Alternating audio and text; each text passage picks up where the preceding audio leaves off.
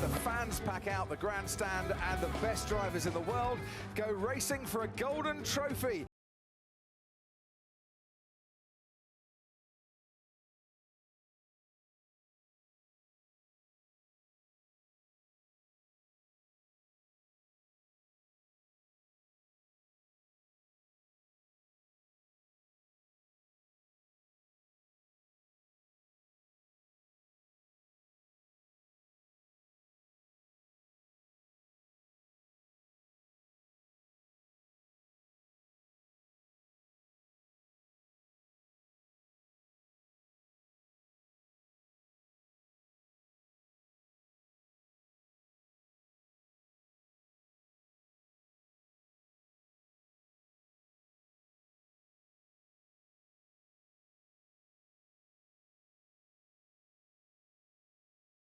Today.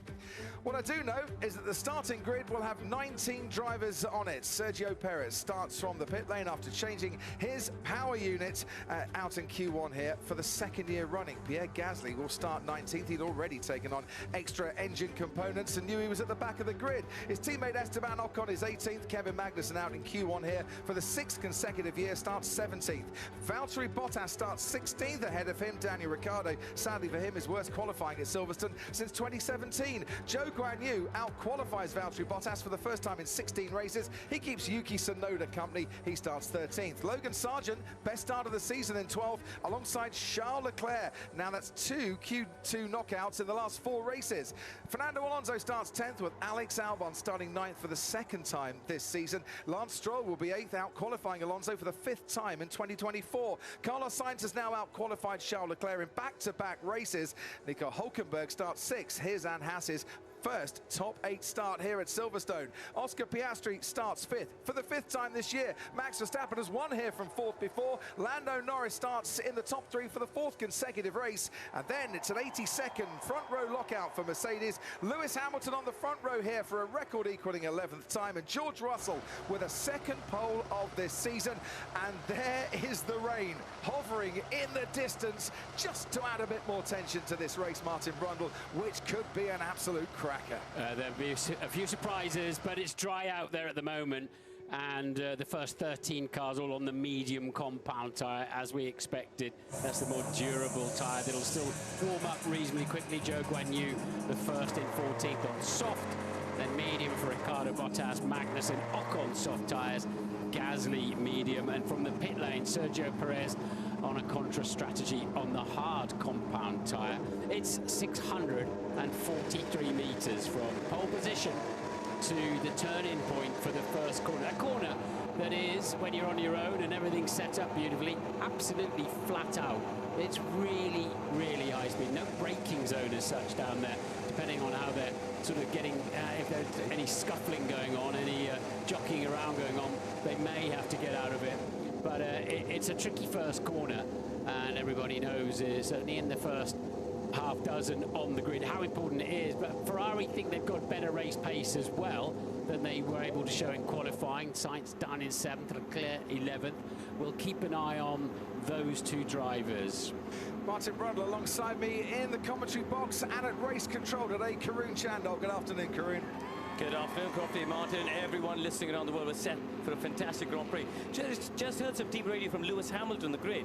So the cars all get pushed back, as you're about to see on the screen, from their grid boxes, so the drivers can put a bit of rubber down. Lewis has asked his mechanics to point his car as much to the left as possible. So he's trying to get a launch towards the middle of the track and get a cleaner run into turn 1. And so what he wants to do is lay rubber down in that direction on the practice start. Down behind them, you're not allowed to go above the pit lane speed limit until you pass pole position.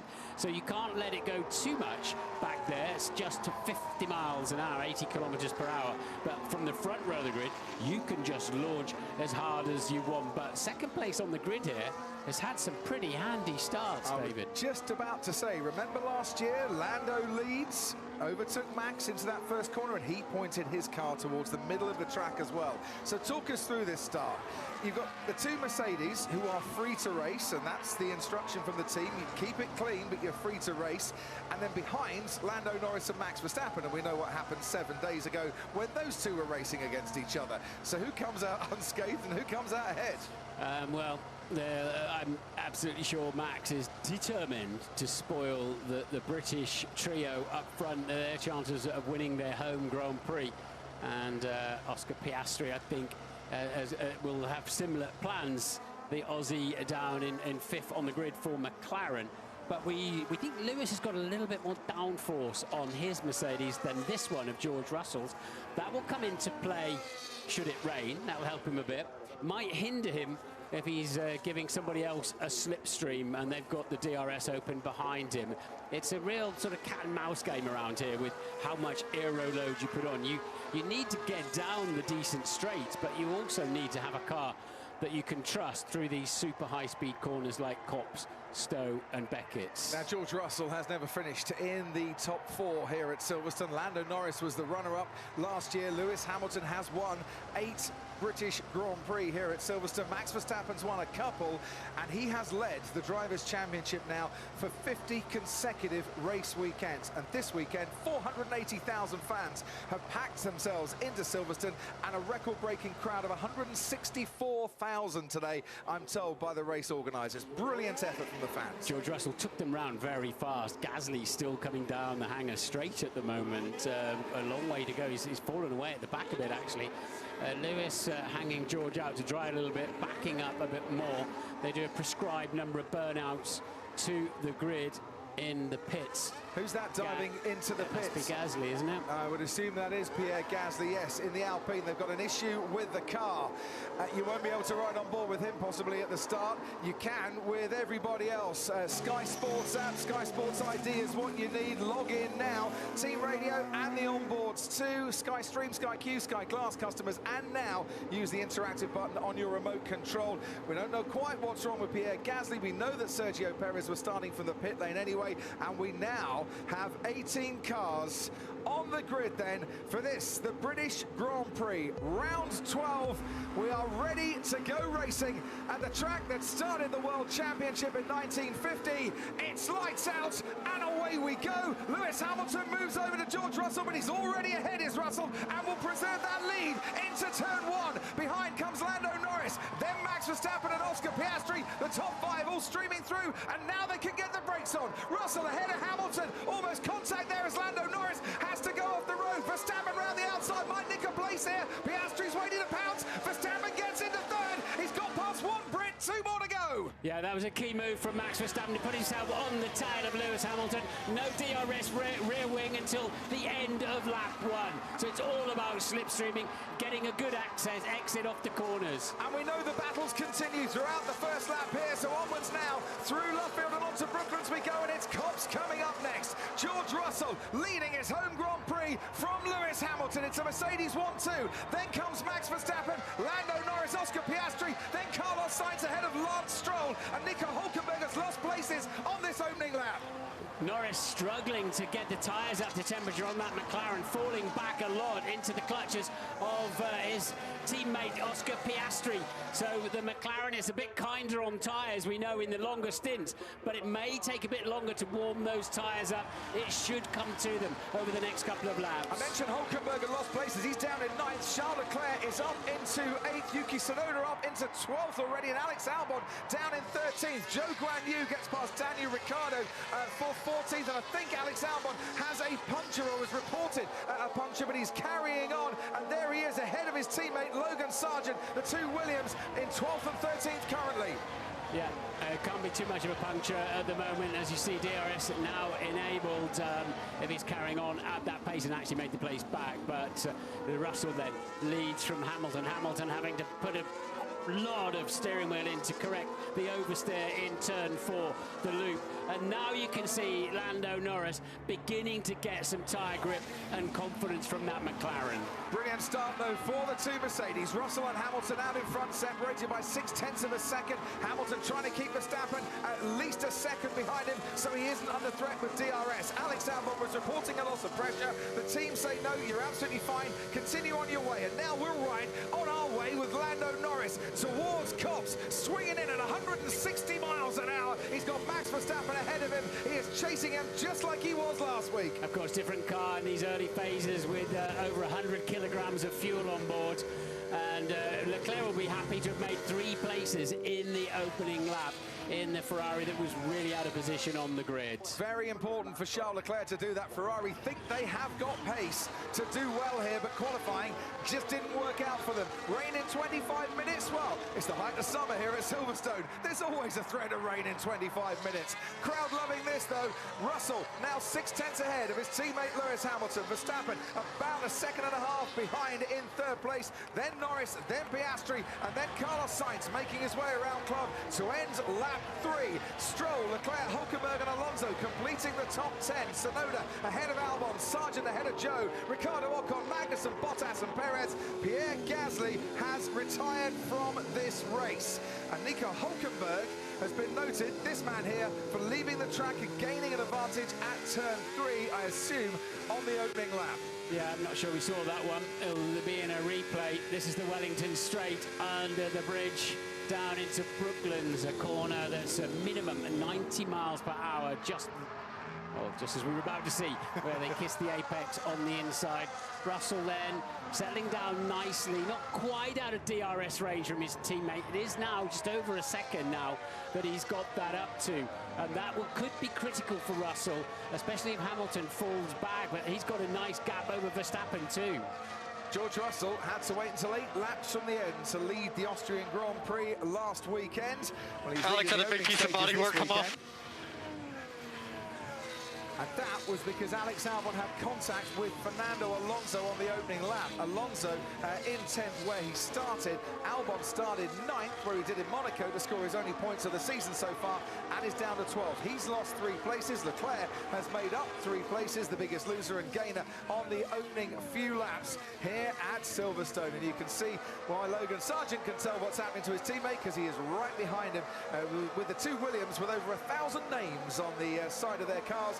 The men and women who've inspired and continue to build those cars down at Grove. So Russell's just pumped in the fastest lap of the Grand Prix, and that's definitely moved him more than a second clear, that critical DRS measurement zone clear of his teammate Lewis Hamilton, who's equally 1.5 seconds clear of Max Verstappen. We'll see the start in a moment. Lewis Hamilton trying to cover off George Russell, but Russell got the better reaction, didn't he? By the time Lewis moved over, well, there was no chance that he could get ahead because Russell was clear. To be fair, that looked like team play from Mercedes-Benz. He slotted right in behind his teammate, and that covered off Lando. There is a small shower that might appear on lap 6, but it might just affect turn 15. We'll keep you updated. Yeah, the wind is blowing the clouds towards the track, and there are some grey clouds hovering around. Turn 15, for those that want their corner number and names, is Stowe Corner. And we have to, if it suddenly rains, we have to think of who the team's double stacking. That would hurt Mercedes-Benz at the moment. It would hurt for McLaren too, wouldn't it? It's not a problem for Red Bull. There's only one of them up front. Perez has only just hooked onto the back of the pack now behind Bottas. He's down in 19th, but if you've got to double stack your drivers, you can lose out quite heavily. There's only 1 pit stop station per team. We'll explain more in a moment. There is Lewis Hamilton covering then Lando Norris. His teammate George Russell leading his home Grand Prix for the first time ever. Where's the contact at turn 3 potentially? You can see Alex Albon getting into a little bit of trouble there as Hulkenberg runs wide on. Because Hulkenberg came on the track and Alonso had to react, that then was where Alex Albon paid the price. So few revs. Wow, didn't want to get any wheel spin. Unbelievably few revs to get the car off the line. Turning in, remarkably good front grip as well. And now he's going to slide up the inside. This is a big risk move there for Verstappen because it's so easy to run into the back of the other cars. And then he launches around the outside of turn 4, which so he can straighten the car up, get good traction, good drive out of there, and take the place from Lando Norris. So this is Alex Albon. Watch the Aston Martin in front that has to get out of the way of Hulkenberg, and then he made contact with Fernando Alonso. No further investigation by the stewards into Nico Hulkenberg. Did he make contact with his teammate as well there as the car was recovering? I think he did. Yeah, so I think that's just one of those unfortunate situations on the first lap. Not a whole lot you could do about it. It was quite the kerfuffle, wasn't it? There's no brake lights on these cars because they've got such incredible braking performance. There wouldn't really be a lot of point. 1.4 seconds, the lead for George Russell, who I mentioned leading his home Grand Prix for the first time ever. This is looking rather nice for Mercedes currently. The increased rain around lap 16. So will the rain be heavy enough for the drivers to need intermediate tyres, or will they be able to drive through the wet patches and stay on the slicks with the rest of the track dry? That's the big question the teams need answering. And that's what we're here to find out, along with 160,000 other people out there. What I'm finding interesting here is Verstappen doesn't have an incredible amount of pace in that Red Bull at the moment. If he did have more pace, he would bring himself up into the DRS zone of Lewis Hamilton ahead of him. But let's see, as the fuel loads go down, the track should rubber back in a little bit. It's had a lot of racing in wet conditions, which takes all the Formula One rubber away. And the track will keep coming to them almost for the entirety of this race. We've seen in races this year as well, the McLaren towards the end of a stint before the pit stop has had much better tyre wear, has had much better pace because they can preserve their tyres a bit longer than the Red Bull. Will that be the case here at Silverstone, I wonder? Or will the lack of degradation on the tyres be better for Red Bull today? It's more about warming the tyre, especially when they go into the white marked hard compound tyres. They're harder to bring into the window.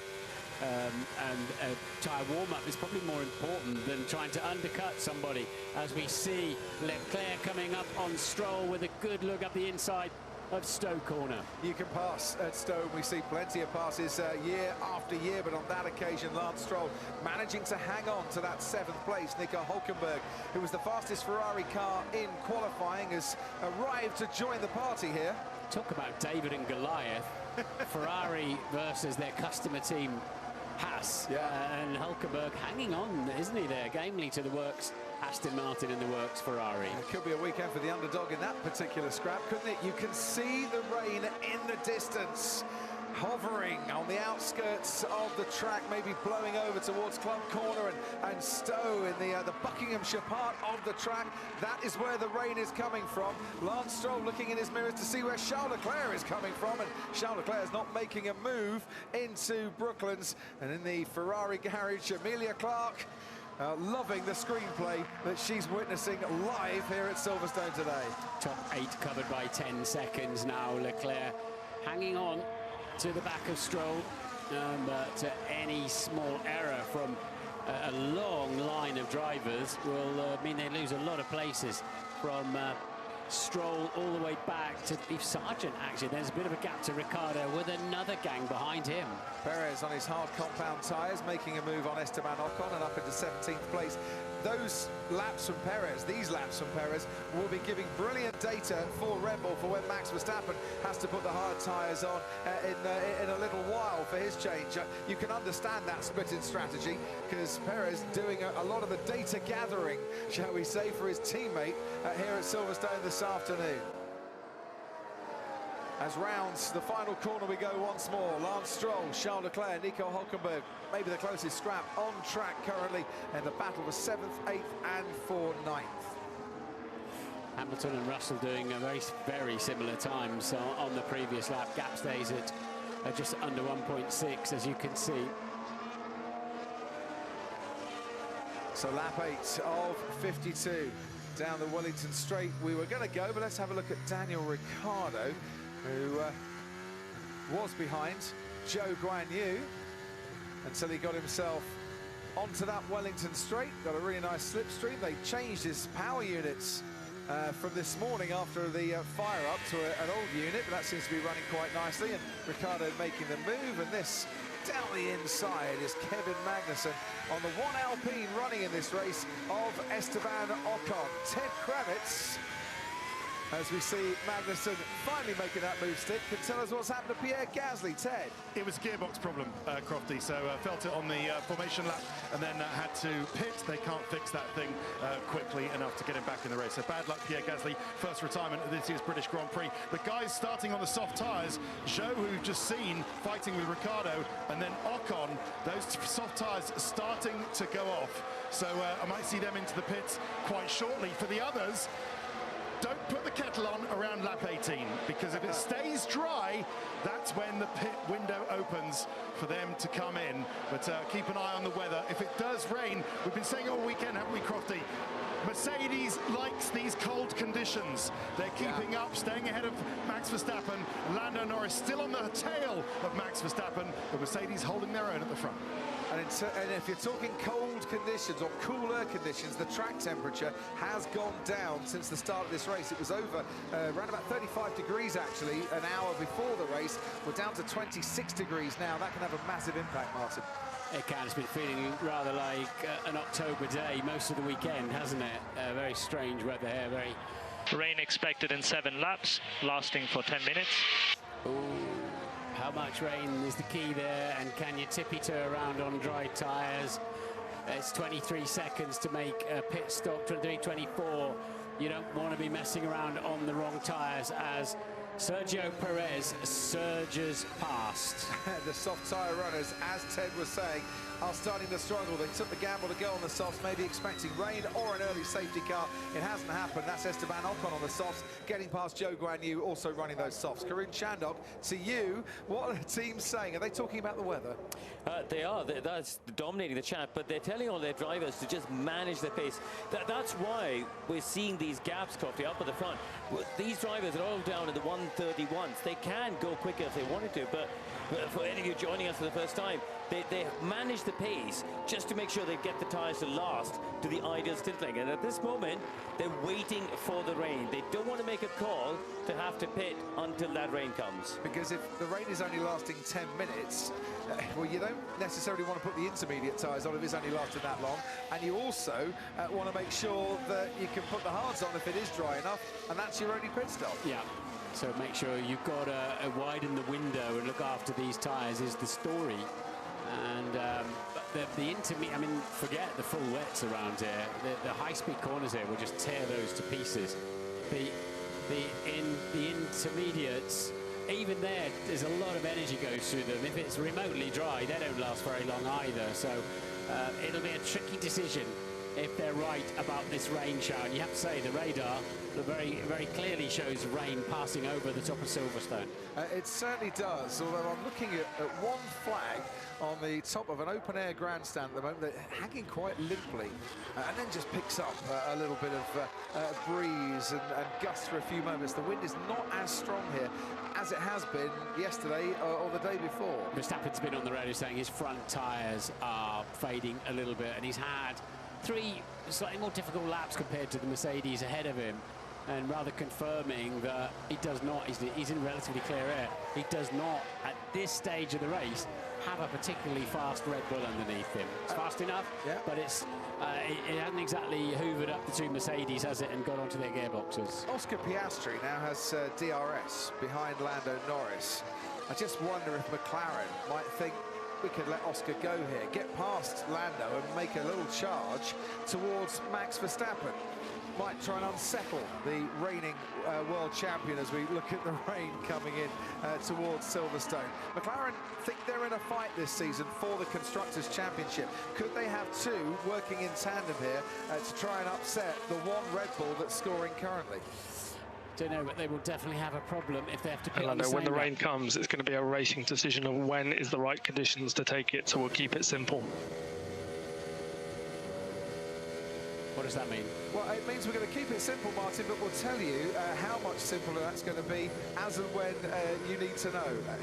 That's one of those messages that I don't think McLaren want to give away too much to their rivals. Yeah. I tell you what, Zach Brown is listening in on the McLaren pit wall. The CEO is with us. What does keep it simple mean, Zach? What's the instructions? We need to keep doing what we're doing. It looks like some weather's coming here. Might come in 2 phases, one a little bit lighter than the So expect next, the rain so to we last just around have to see 5 when it minutes. comes, what it looks Then like, and, there'll be a window react of 10 accordingly. minutes before a longer Any thought cell. of changing your two around, Zach? No, I think we're just managing right now. Obviously, with how close they are together, double shuffle will be difficult in the if we have to stop at the same time. So we're just kind of managing through that strategy. And are you happy with your pace compared to the Red Bull or compared to the Mercedes? And like we've seen in other races, do you think that your better times come towards the end of a stint, towards the end of a race? Yeah, I'd of course rather be 1-2 right now, but we can see the Mercedes and Red Bull in front of us. So I think we're in a good place right now. See what the weather brings and make sure we're strong at the finish. Zach, thanks ever so much. Great to have your company. The message we saw to Max Verstappen, seems like there's 2 cells of rain, as the short one and the more intense one that might come about 10 minutes apart.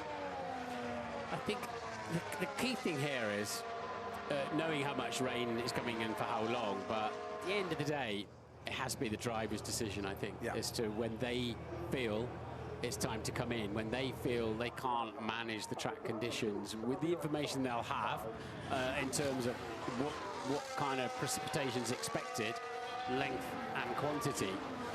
But I think strategy-wise, the pit wall leads. Key decisions like that, drivers lead. And the teams will have all the radar and the weather forecasting capabilities. They might even use the upturned palm on the pit wall, and they'll have spotters dotted around as well as from where the weather is coming from. Ferrari have got a couple of spotters that we know of that may or may not be in team kit. So if you do see someone in a Ferrari kit and a lay-by about 15 miles away from Silverstone, go and say hello to them. They're doing a fine job, I'm sure, for the team this afternoon. Karun to you. Coffee, you know, on Friday during practice I was telling you, when I raced here, I used to get my old neighbours in Brackley to tell me what the weather was doing. Exactly. What's your old neighbour saying today? I just had a couple of texts saying it's just started drizzling in Brackley, which is 7 miles away, and it is generally a few minutes later to here, so keep an eye out. Brackley, by the way, is about kind of 11 o'clock if midday is where the finish line is at Silverstone. And where the 2 cars running 1 and 2 are built, of course. Exactly. The Mercedes factory, once upon a time, used to be Honda, BAR, Tyrrell, I think, back in the day. That is a Zhou Guanyu pit stop, and that's medium tyres going on for Zhou Guanyu, which is not much of a surprise, because that is the favoured race tyre. Started on soft, of course. He did. Are those mediums going to last until the end, or is that a 2-stop strategy that he's going to have to do today? Now, just to remind you, the regulations, if it does rain, if you put inters or wets on at any point, the obligation to use 2 different types of dry tyre fall away. Leclerc ever closer to Stroll. But not close enough? Yes, close enough. Charles Leclerc gets past Lance Stroll into Stowe, moves his way up into 7th place. He's been building and building for the last couple of laps on that one, and now he is free to chase after his Ferrari teammate Carlos Sainz. Yeah, again, if they do have to pit in a hurry, the Ferraris are 4 seconds apart, which is quite handy for the team to get ready to double pit stop. Yeah, if you were Mercedes, you couldn't do a double stack at the moment, not 1.5 seconds gap, could you? And Hamilton would have to slow down a little bit, but you're not allowed to back the pack up to buy yourself out of that problem. They will back up a little bit, but you're not allowed to really go slowly and back everybody up. Talking of gaps, Martin, chasing Max Verstappen for 3rd, here comes Lando Norris. You know, we talk about how the McLaren gets better towards the end of a stint. Well, he's slowly but surely taking some chunks out of Verstappen's advantage, and it's now 7/10 of a second, and he's within DRS range, which down the straight will get you round about 14 kilometres an hour if you're sat in the McLaren this afternoon, maybe 17 kilometres an hour in some of the other cars. 6.6 covers the top 5. That'll be nothing if it starts to rain. It'll be irrelevant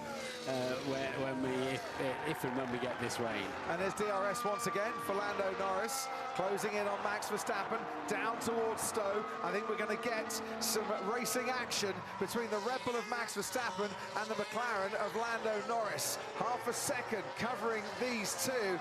And what, I wonder, will be the outcome after Austria last week? Now, they've had a chat. Just keep me posted if anyone's going off. It's going out slightly harder now. Will do. You can see the rain, can't you, on the lens of the camera. But what has Lando learned from last week? What has Max learned about last week? The FIA have said that actually, in hindsight, and after their review, they should have shown Max Verstappen a black and white flag for the first instance. That came out here at Silverstone earlier today. They didn't, of course, and it ended up with both drivers getting punctures. Lando out of the race and Max Verstappen with a 10-second penalty. As towards Brooklands we go.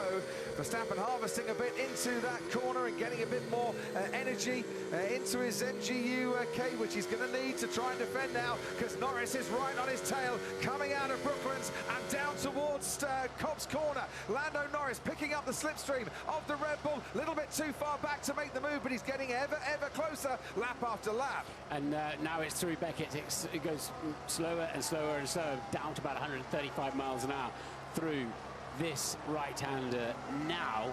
But if Norris can stay in touch, he comes onto the hanger straight.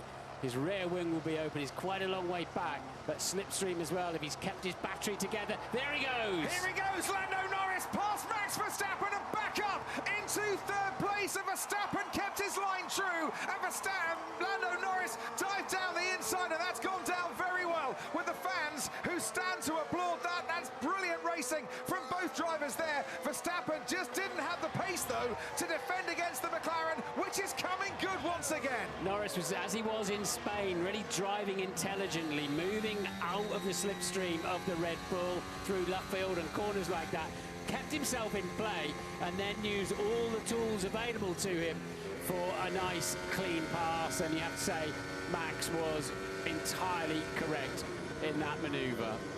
I think he gained about 0.6 of a second, did Lando Norris, on George Russell and Lewis Hamilton's lap time with the DRS there. He's only about 3 seconds behind them, and I said the crowd were standing up. They'll continue to stand up as George Russell goes through and onto the old pit straight, and Lewis Hamilton follows him, and Lando Norris follows on behind. And it's Britain 1, 2 and 3 once again at the top, and Norris has already broken the DRS threat from Verstappen in fourth. Yeah, confirming then Verstappen. We expect heavy rain now. It's going to happen soon. And how far is he behind? Leclerc 5.4 seconds behind Sainz, so Ferrari can double stack in the pits easy. These pair, they'll have to just take a breather, and that's also given McLaren a little breather, hasn't it? Between Norris and Piastri, Red Bull can do what they like with only one car in contention. Yeah, on go the emergency ponchos. I know that there's a lot of those being sold around Silverstone today. Ted, when we retire from this business, we'll go into emergency poncho selling.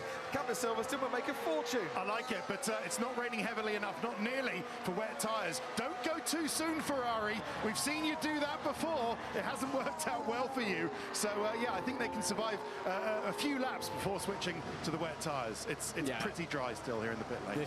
Yeah, you're right, Ted. This track would rip intermediates to shreds in 2 laps. And for the drivers it's hard because the water streams off your visor and always gives you the impression it's raining harder than it is.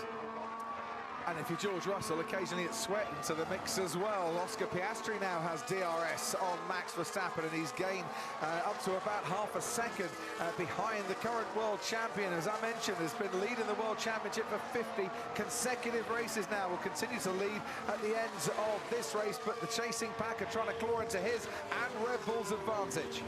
And we know how deft Max is in the white rain, but so are the British drivers. We grow up racing in the rain.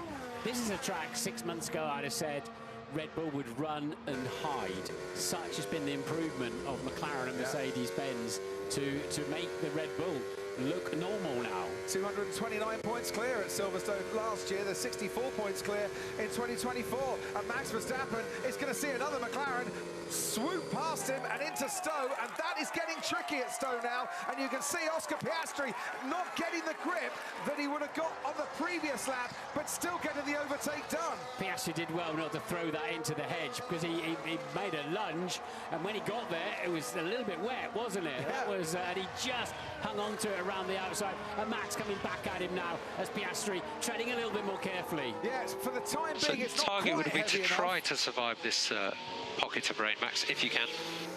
Obviously, your call if conditions worsen too much. And out in front, George Russell struggling a bit in these damp conditions because Hamilton has reduced the advantage by a second on this lap. It's harder when you're in front. You're the one. Every corner is a new adventure.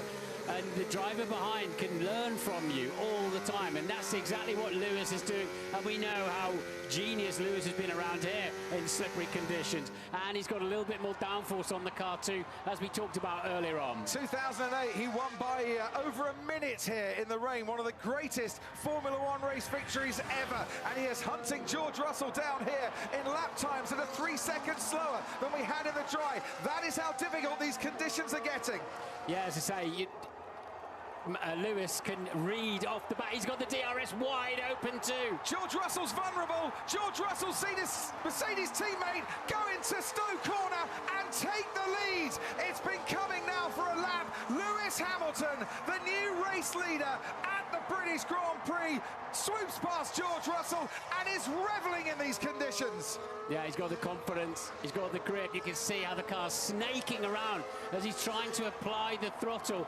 And now Russell will have, it's raining quite hard, isn't it? You can see the rain now. But it's trying to survive these conditions and don't make any unnecessary pit stops. But both Mercedes going off there, leaving the track, coming back on. And as they come back on, Lando Norris is right on the tail of George Russell. And that in the background is Piastri going off too. And there is Lando Norris getting past the Mercedes. George Russell was leading this race when he last came onto the Wellington straight. They both rejoined very unsafely.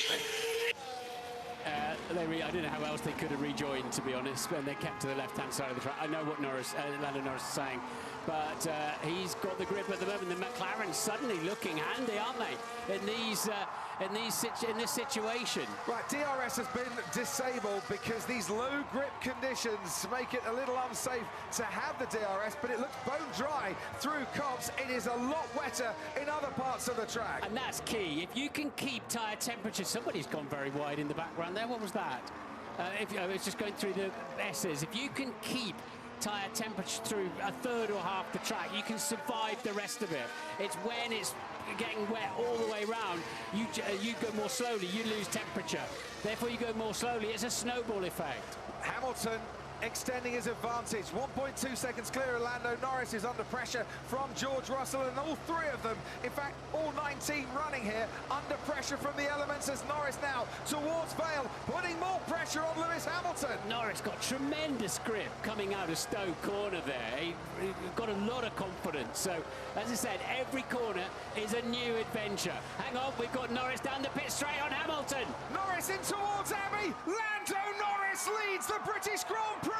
It's swapping around lap after lap. Hamilton struggling now and under pressure from his teammate George Russell, and Oscar Piastri is right there to join in the fun. This is just brilliant at Silverstone, and Lando Norris is getting all the grip. Piastri's getting more grip too. George Russell goes wheel to wheel with the Australian and loses out at the top of the Wellington Straight. It's Norris, Hamilton, Piastri, Russell as Charles Leclerc comes into the pits for Ferrari. I wonder if the McLaren's just a little bit softer on the suspension than the Mercedes, because the McLaren drivers are feeling more confident in this is genius race driving.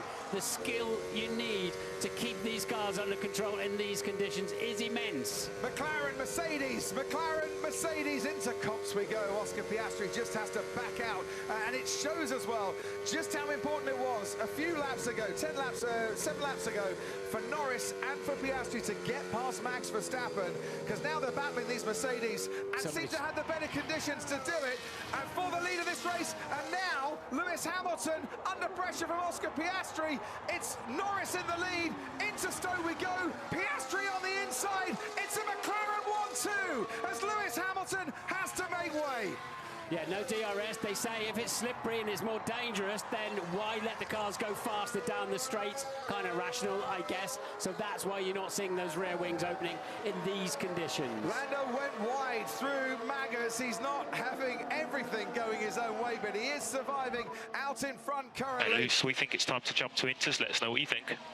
Nope. No, it's too early. Okay, copy. It's dry in a lot of places. Okay. Those critical dry areas where you can maintain some kind of temperature and where you would destroy the intermediates. We've got Ocon and Zhou Guanyu out there on intermediates, and Perez. And Charles Leclerc on the intermediate tyres too. The Ferrari taking a gamble and boxing early, and we saw in Canada they took a gamble and boxed early for slicks, and it didn't work out that day. Will it work out here for Charles Leclerc? Carlos Sainz now right behind Max Verstappen, and he has closed up the gap quite considerably to the man in 5th place, and there's Zhou Guanyu about to get lapped here by the driver in 6th, Carlos Sainz. Lap 21, we're not even a half race distance yet, and it's Norris and Piastri, McLaren 1 and 2 out in front. This is a 6-car race, no doubt about that. Sector 17, especially slippery by the looks of it. That's been mentioned on the computer towards the end of the lap as Sainz brings himself into play. You can see the top 6 all in one view down the hangar straight. Karun Chandok, Sky Race Control. Leclerc is struggling on the intermediates. Remember in Canada when Ferrari got it wrong, they put him on slicks when it was wet. They've done the opposite. He is slower. They've told Lando Norris that, and he says, yes, it's completely dry, but there's more rain coming in 2 laps. Last lap, Charles Leclerc, 2 minutes. Leader, Lando Norris, 1:31. It would have been his out lap, wouldn't it, I imagine.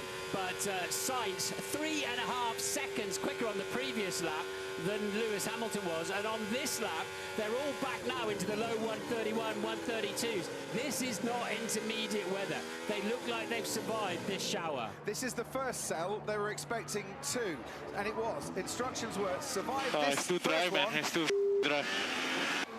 They're asking Perez if he wants to go into the intermediate, survive the first one, and then the next bit of rain when it comes, that might be a bit heavier. We might need the intermediates then.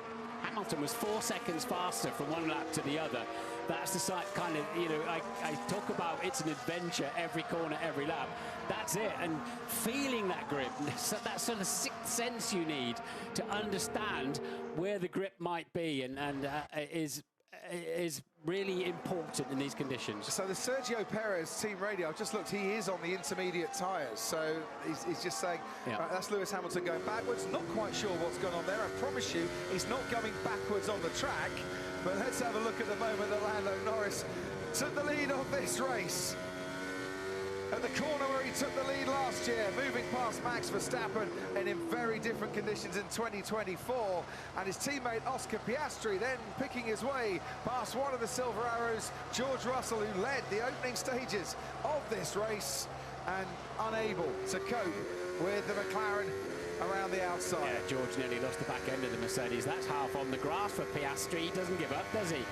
As he now moves, we know it's slippery down there, and he's on a nice line. The car wandering towards the outside, but he can feel the grip, and that is where Norris went off across the tarmac into Beckett's. Well, we know it's slippery when wet, and in the words of Bon Jovi, Ted, they are all living on a prayer out there at the moment. This is rock and roll. They are, and the ones who went early to the intermediates are now, one, regretting it, and 2, coming in to change it. So Ocon has already made 2 pit stops, 1 to get off the intermediate tyres. I'm expecting to see Sergio Perez in, whether that be followed by Zhou Guanyu and Charles Leclerc. Ferrari getting it wrong again, but it's almost like they're refusing to accept it now, and they're just keeping him out there. I'm seeing one lonely Ferrari mechanic in the pit lane. It's gone wrong again for Charles Leclerc. Terrible run he's having, Crofty.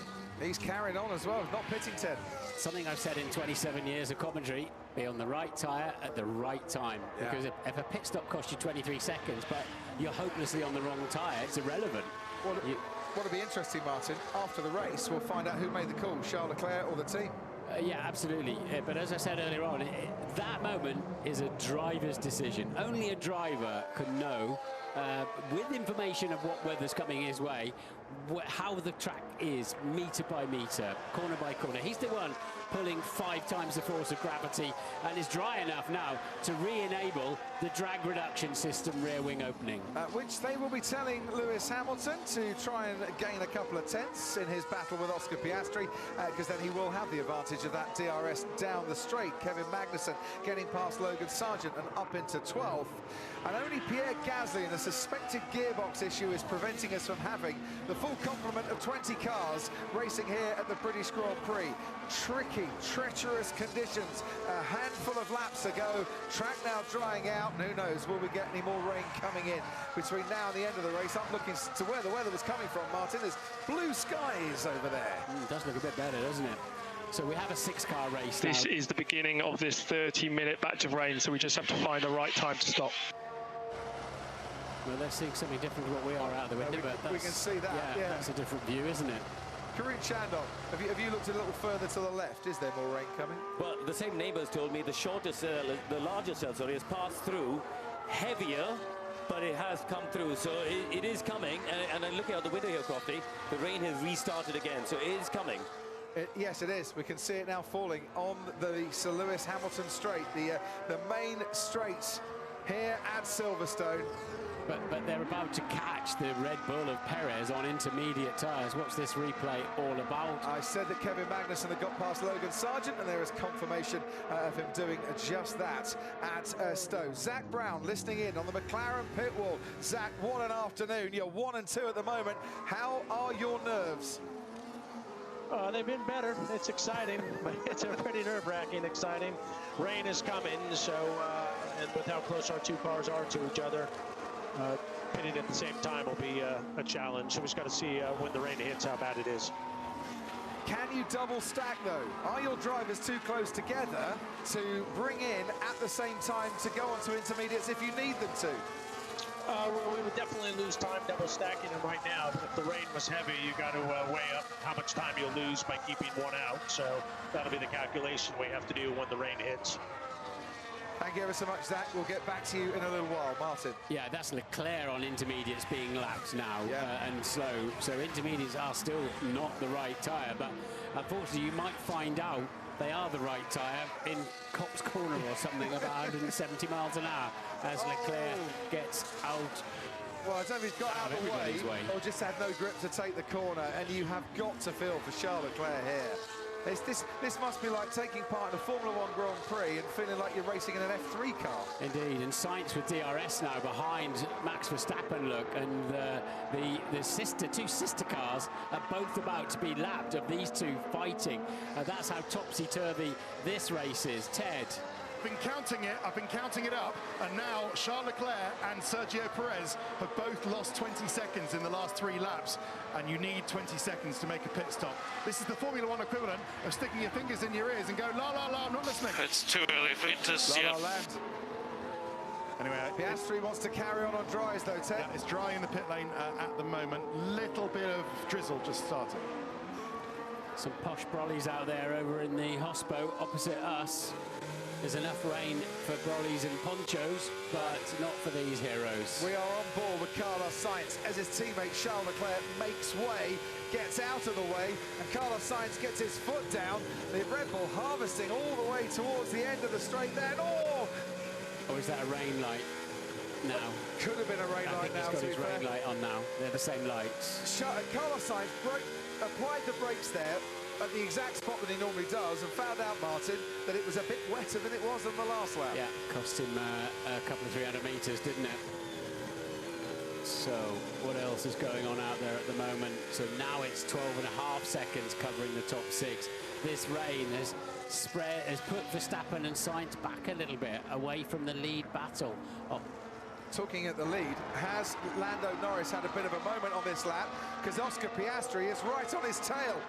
And you can see it on the approach to the Vale chicane now. Piastri is right in touching distance. And this is important for the two McLaren drivers. They want first service. They want first call when it comes to putting intermediate tyres on.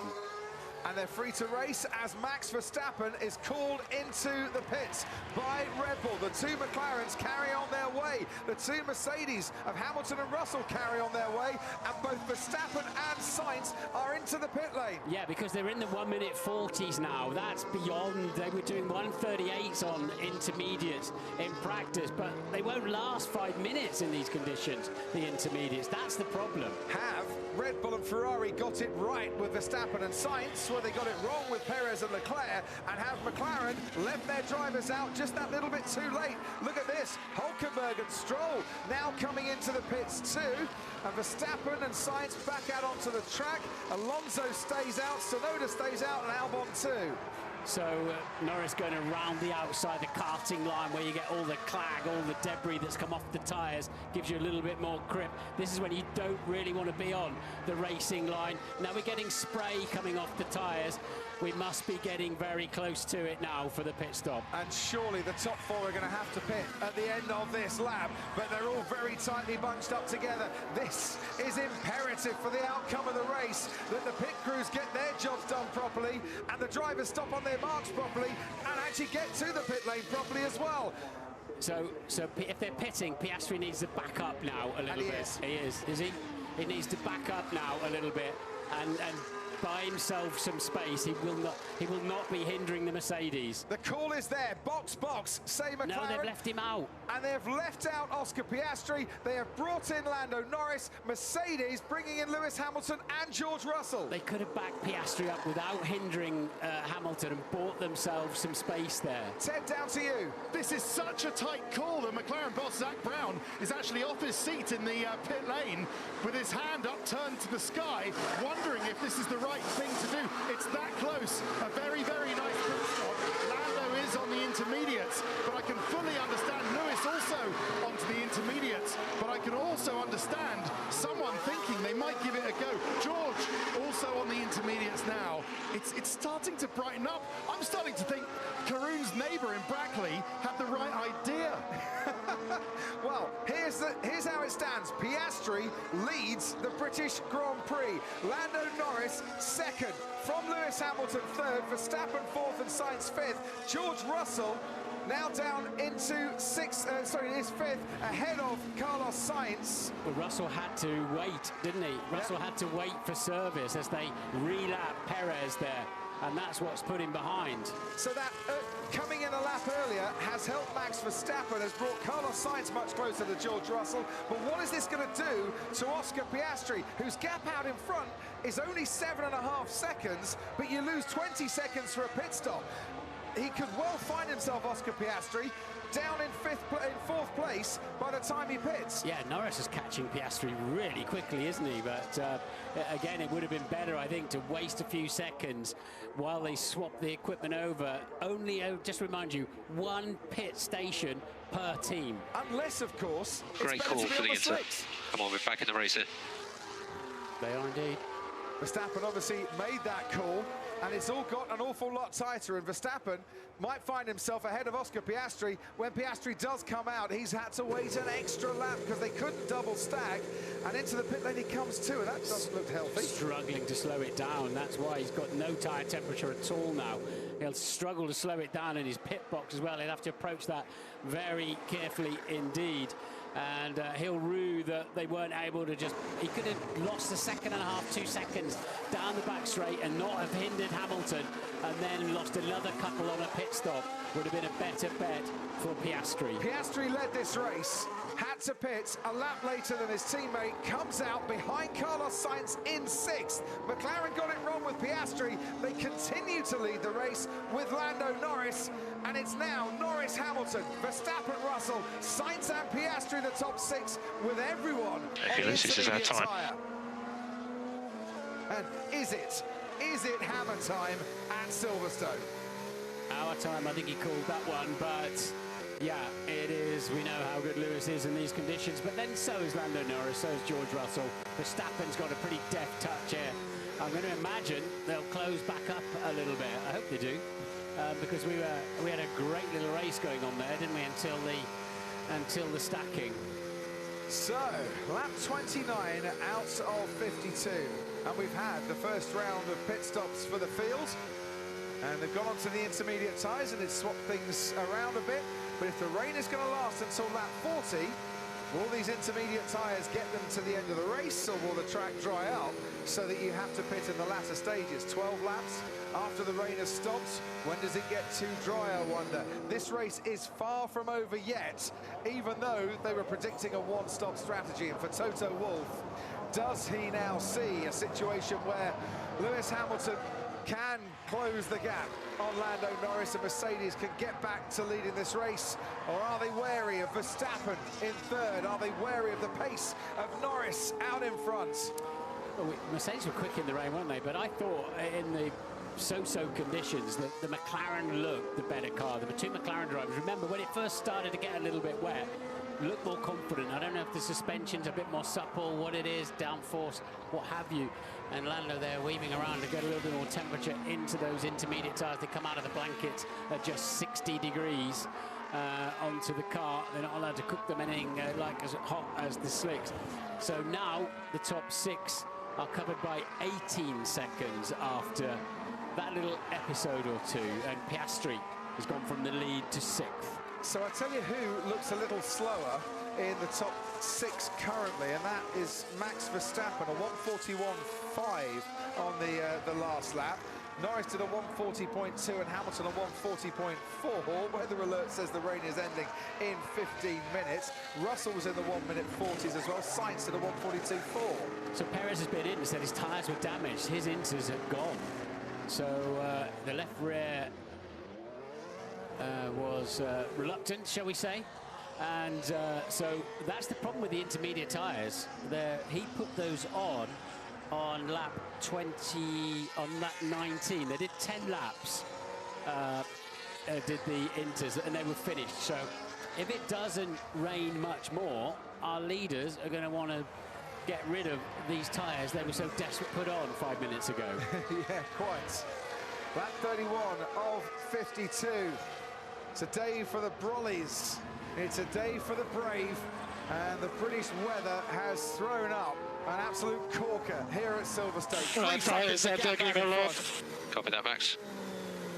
Yeah, so same as on the sister Red Bull then, the intermediates do not like, they need a more cooling fluid, more water on there. Russell is catching Verstappen very quickly indeed.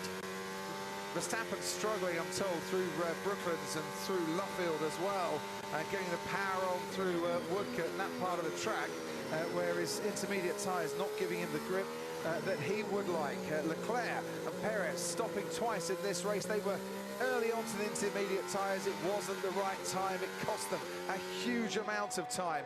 Ocon and Joe started on the soft compound tyre. That's why they've been into the pits for a bit more than the others. Gasly made one trip into the pits to retire from a race that he started right at the back of. It has been nothing short of a horrendous weekend for Pierre Gasly on the racetrack. Karun, down to you. So McLaren think it's going to stop raining, Crofty, around lap 40, maybe a couple laps before. But they're saying to Lando, we've got to think about what tyre he would want for that final 12 laps, potentially. Now, so this rain's going to last for another 6 laps at least. There's no rain anymore, mate. It's still spitting just a little bit here. But that is an interesting question, because he's only got a used set of softs, as do most of the others got into Q3. But that would be helpful in damp conditions if you want to go early on that stop. So what they don't want to do is push too hard on these inters. They've got to get them into the next phase as Piastri homes in on the back of Carlos Sainz. And what Lewis was saying there is, this rain you're talking about is not raining anymore out here. No, it is. It's just damp at the moment. Ted Kravitz, down to you. Well, you can see, I mean, I'm almost getting my sun cream on again, Crofty. I can see blue sky and little white fluffy clouds over towards the last corner around the Vale area. And yeah, it is drizzling, but no more than that. And bear in mind that these intermediates in the hands of Charles Leclerc and Sergio Perez only lasted 9. I know, it's just a text. Front tyres are falling apart, says Lewis Hamilton. Yeah, so on these drying conditions, all right, it wasn't as dry as when Perez and Leclerc made their slightly unfortunate trips onto the intermediate tyre, but they only lasted 9 laps, didn't they? And the likes of Sainz, he's already done 4. Verstappen's already done 4. The rest have done 3 already on these inters. Look at the rubber coming off those intermediate tyres. Yeah, it's a compound that's designed to give grip in cooler conditions, because it's obviously normally splashing through some water, and therefore if you push it across a drier track, it will literally, it just rolls the rubber off the top. If there is any rubber, there's not a whole lot of rubber in it. I wonder if Oscar Piastri, having had the unfortunate extra lap on the slick tyres, is now reaping the benefits of that, because he's honing in, as you said, on Carlos Sainz, and his tyres might be in a slightly better condition. But he's 19 seconds off the lead, Piastri. That was nearly a pit stop, unfortunately for him. So that played out horribly, that. that extra lap. I mean, Norris was almost back on him by the end of that lap, wasn't he? Where Piastri was tiptoeing around. But they've really got to look after these tyres because there's still spray coming off on the way into Stowe Corner, and that's the kind of area. And you can see a track behind the cars as they head down to, we saw them going down to turn 1. There's enough moisture still on the track to make it impossible, I would say, to get slicks up and running right now. But what would they do? Will they put the softs on and hope they last? It's a long way to go for a set of soft tyres. The medium compound tyre, a brand new set of mediums. They're so slippery in the first few corners, but they would fire up a little bit better than used mediums. Oscar Piastri had the strategy kind of go against him last year, 12 months ago at Silverstone, finished 4th when he looked to be on for a podium at one stage, and his teammate Lando Norris came home to finish as runner-up in the race that was won by Max Verstappen from pole.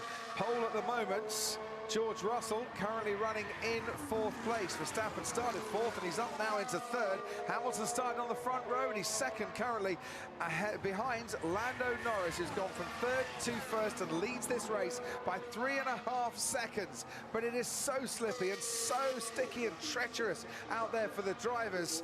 They're having, well, to go as fast as they possibly can and find out where the limit is lap after lap after lap. We're still DRS disabled, aren't we? It's gone, it's cycled through on the computer down there now, but that's what's hurting Piastri a little bit. He can't get on the back of the Ferrari, and Russell stalled out, and Russell pits. Yeah, Russell into the pits. Retire the car. What has happened to George Russell? Ted Kravitz, I don't know if you're down in the pits. George Russell has been told to come in. I am down in the pits, and all I can see is the disconsolate mechanics, George's mechanics, from pole position to retirement, only this 2nd retirement of the race. But oh my goodness, what has happened as George just stops the car and 100,000 shoulders drop. Box, so we'll retire the car, George. Amen to that. I'm going to get information as soon as I can as what on earth has gone wrong. It's his 2nd retirement here at Silverstone in the last 3 years. The last 3 years, I should say, the first one was when he had contact with Zhou Guanyu, of course. Today, a technical issue causing George Russell, the pole sitter, to retire on lap 34. That's just heartbreaking. It's lost some kind of pressure, hasn't it? Hydraulic or oil pressure, something like that. Because there's no smoke coming out of it. It's the oily bits haven't ended up in the wrong places. It's obviously just got a systems issue. Well, I say obviously, it looks like he's got a systems issue. Oh, that's such a shame for George Russell. Yeah, my heart sunk at that. Yeah, walks to the back of the garage and might want a bit of time on his own. Ted, do you know what the problem was? Yeah, Mercedes, thanks for them. They're saying that it was a problem with the water system. So it looks like the car was losing water pressure. That could be the only thing, couldn't it, guys? And was eventually going to be, well, cooking itself to pieces and blowing up in a very, very public way. Just info, George retired with a suspected water system issue.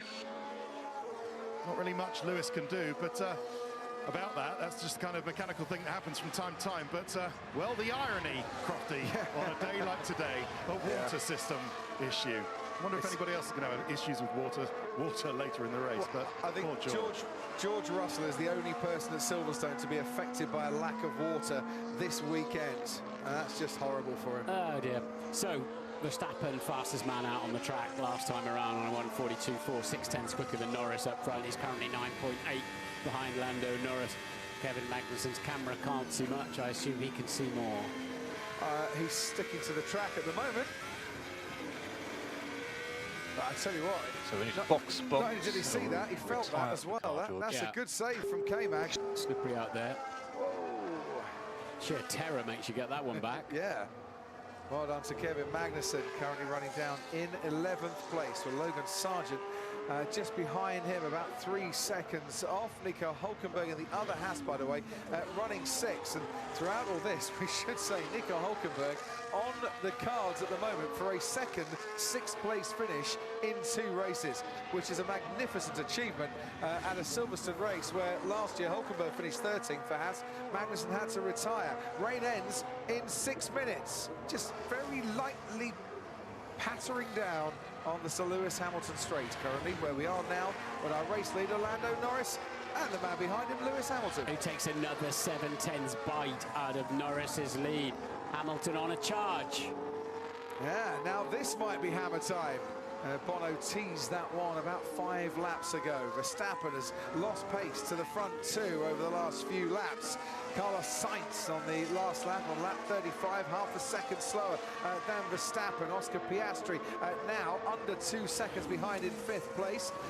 Hulkenberg a little further adrift, but that 6th place is fantastic for him. Lance Stroll, 7th place currently, where he's finished in 2 of the last 4 years here.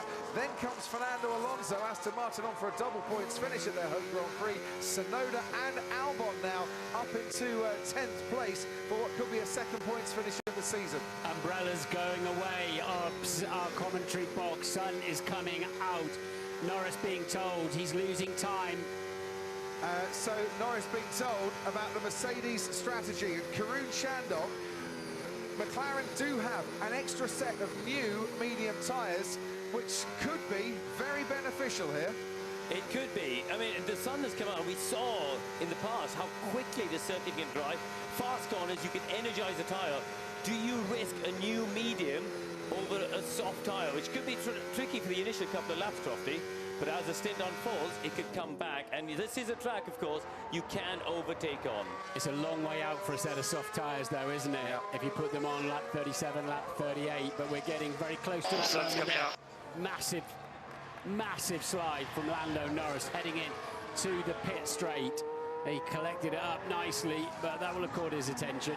2 minutes ago, the brightest thing in our commentary box was Karun Shandong's new cream polo shirt. Now, the brightest thing is the sunshine, and it is absolutely streaming through the windows here. It feels like summer, finally, at the British Grand Prix this weekend, and there's less than 2 seconds between the top 2, Lando Norris and Lewis Hamilton.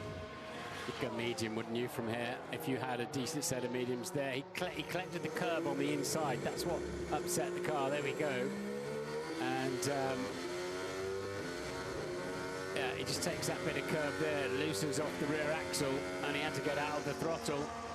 But he's been told that it's the high-speed corners where he's losing out to Lewis. Just wondering, Martin, given that Sergio Perez is down in 16th and just caught my attention as he came past our commentary box, at what stage did Red Bull get him to come in for a change of tyres just to test things out and give them a handle on how dry it is for when Max might need the slicks? Yeah, but everybody will get that information, to be honest, won't they? I guess it'll give them specific reference points for the Red Bull car, but everybody will watch his mini sectors and sector times to see how that is going. We're not far away now. We're not, because these intermediate tyres are so heavily worn. We're not going to get down, I don't think, to the sort of 1 minute 35, 1 minute 36 crossover point you would with a brand new set of intermediate tyres. So that reference point falls away. We're now into the 39s. We are getting very close to that moment of needing slick tyres. 15 laps to go. Lando Norris leads. Oscar Piastri is 5th. Zach Brown on the pit wall. You left Oscar out for an extra lap, Zach. What was the thinking behind that? It's not helped him out, has it? No, unfortunately, that didn't work out for him. Obviously, having both cars next to each other, we didn't want to double stack, but looks like he lost more time staying out than had we double stacked. But we'll review that afterwards. Right now, we got a pretty big race on our hands. Still happy staying out You for the moment, Max. have. What about when you need to go on to the dry tyres, Keep it though? going. What are the drivers saying to you on the radio currently? We're not there yet, but we're getting pretty close. The sun's out, so I suspect it's not far away. You must be a little bit nervous of Mercedes and Hamilton trying the undercut on you, Zach. Yeah, Lewis knows what he's doing around here. Certainly does Mercedes, so this race is far from over. Thanks ever so much indeed, Zach. Lewis Hamilton was McLaren's last win here at Silverstone back in 2008, and he's currently racing. Competitor cars do not have medium. Currently, we think medium is the right tyre. 15 laps to go. Yes, it's the best. That's why they say the new so set. clear, isn't he? It's always so clear. Oh, soft tyres for Kevin Magnussen. Ted, down to you. He's not the only one. Daniel Ricciardo is going to the soft tyres, the slick tyres as well. Oh, he's he's doing so little grip, so much wheel spin straight out of the box. I'll be amazed if the Australian can keep it on the island, but McLaren are going to respond as well. Do they dare go Lando first of all, or is it going to be Oscar first of all? Lando's gone round. What about Oscar? Lewis is coming in. Ted, Lewis Hamilton is now pitting. Max Verstappen is pitting. And Hamilton might have had to just wait for the Sauber to get past. They might have lost half a second stationary time. Hard compound tyres going onto Max Verstappen's Red Bull because he had a new set of hard tyres to put on. So Norris went round. He needs a very, very good in-lap. And they're pitting Piastri for a set of those mediums, the brand new mediums, which I would have thought are absolutely optimum now for the amount of time there is to the end of the Grand Prix. McLaren saved those for just such a moment. Piastri a little bit longer in the box there than he would have liked. New mediums going on to his McLaren. Comes out in 5th place, just ahead of Nico Hülkenberg. He couldn't have been stationary for much longer. He'd have lost a place there. Charles Leclerc has come in for a set of soft compound tyres. Lando Norris is going to be coming in too, and he's currently making his way down the Hangar straight. I watched the sector times because that could put Hamilton into the lead. Norris got a bit of traffic as well that he's got to navigate around. It's just over 20 seconds for including the stop. You miss out. It's a very long pit lane, but you miss out the left and right, double right at the end, of course. We need the Fox. The soft is better now. Any slick tyre. Okay, so we can choose a medium to cover people like Verstappen, or we choose a soft to cover people like Hamilton. Right, there's the debate. It'll be the medium, I would have thought. Hamilton making his way round Stowe as Lando Norris now stops. They're soft. It's soft tyres that are going on. Goes a little bit longer in the box there. That's going to slow him down. Hamilton is coming round Club Corner now as Norris makes his way out on the slick tyres. Hamilton down the main straight, the Sir Lewis Hamilton straight. Lando Norris comes out onto the racetrack. Lewis Hamilton is in the lead of the British Grand Prix and did that. Extra long stop for Lando Norris. That extra lap cost him dear there. The Ferrari team were just coming out into the pit lane as Norris rocked up. And I think that might have doing their job, but I think that might have contributed to him ending up going very long. 2 seconds slower in the pit box. Lando Norris has allowed Lewis Hamilton to take the lead once again of this British Grand Prix. We're racing to the end of lap 52. Hamilton's the new race leader. You can hear the cheers ringing around Silverstone, his track, where he's won on 8 previous occasions and where he's now got a 2.5 second advantage over Lando Norris to try and see it home for a record-breaking 9th. The man knocking on 40 years old in January, so much experience, and the young pretender on his tail. Who's going to win out with this one? There we go. He skidded on the concrete as well, but he had to sort of duck around the Ferrari mechanics, and that might have cost him the British Grand Prix, but there's time to go yet. And that's on the inside, Lando Norris, and when he looked to the left, there was nobody there because Lewis Hamilton was ahead, and back out into the lead once again. Down the Sir Lewis Hamilton straight, 2.7 seconds the gap. Ted, down to you. Oh, I was watching the Norris pit stop, and it was like it happened in slow motion. So Norris, same tyre. Leave me to it, mate. Like it happened in slow motion. They also, I don't think they got a time to actually change the front wing angle. You know, Martin, when they go from intermediate to soft, they have to change the front wing angle because the balance changes. There was so much panic, well, not panic, sort of readjustment from the mechanics after Lando slid. Still happy staying out for the moment, Max. By the guy with the front jump. Not sure they got a chance to change that wing angle. Possibly the least of his problems, but he did lose that time, as you said. And Piastri has got ahead of Sainz, I think, in all of that as well. He has, by quite a long way. Don't discount Max Verstappen either. Well, Piastri's the fastest man on the track on a new set of medium tyres. Verstappen on the hard tyre was faster than Lewis Hamilton on lap 40 and is matching Lando Norris in the first sector on this lap 41. And the top 3 are separated by 6 seconds.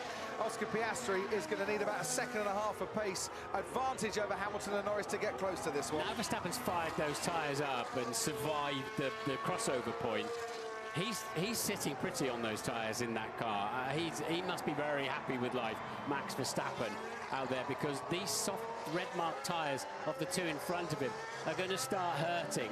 Verstappen on the prowl.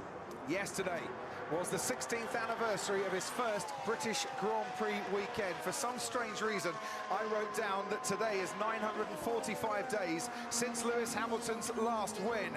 And that 56 race streak without a win, could it be coming to an end here at his home race? We're on lap 42 out of 52. It's been tension all the way, and that tension is not going to ease between now and the checkered flag. Karoon, to you. Crofty, 11 laps to go. Lewis Hamilton was only half a second slower than Max on the last lap. 11 of those puts them equal. Verstappen on the harder tyre is pushing. Both Hamilton and Norris have been reminded, you've got to massage the soft tyres to the end. This is a three-way battle for the victory of the British Grand Prix coming up. Because that gap is now 5.6 seconds between the top three. I reckon Red Bull are sitting on the pit wall feeling very satisfied with the status quo we find ourselves in. But as you say, Martin, you've got to be on the right tyres at the right time, and there's that other true saying in Formula One, it's one thing to gain, it's a much harder thing to pass, even at a track that does promote overtaking. Lando was very wide going through Beckers. He lost 0.6 of a second to Verstappen through the middle part of the lap. Verstappen on a mighty charge. Yeah, I think I'd rather be on Verstappen's tyres right now. There's no doubt about that. He got them through the critical phase.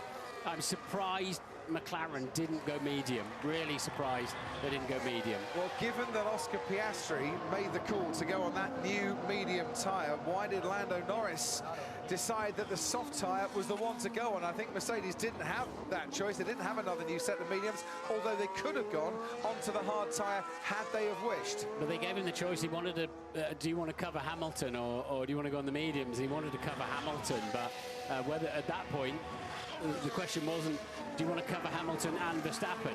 Last lap, 0.6 faster than Lando Norris, Max Verstappen, 0.2 faster than Lewis Hamilton, Max Verstappen. Karoon, to you. They were making those calls, Crofty, about, you know, you talk about the tyre. They said to Lando, we've got a new medium for Oscar, what do you want, They kept having these conversations. Rather than making the call, for me, as a driver, there's a lot going on. That was too much chat at the in-lap, and they made the call to go soft, which I think was the wrong one. I agree with Martin there.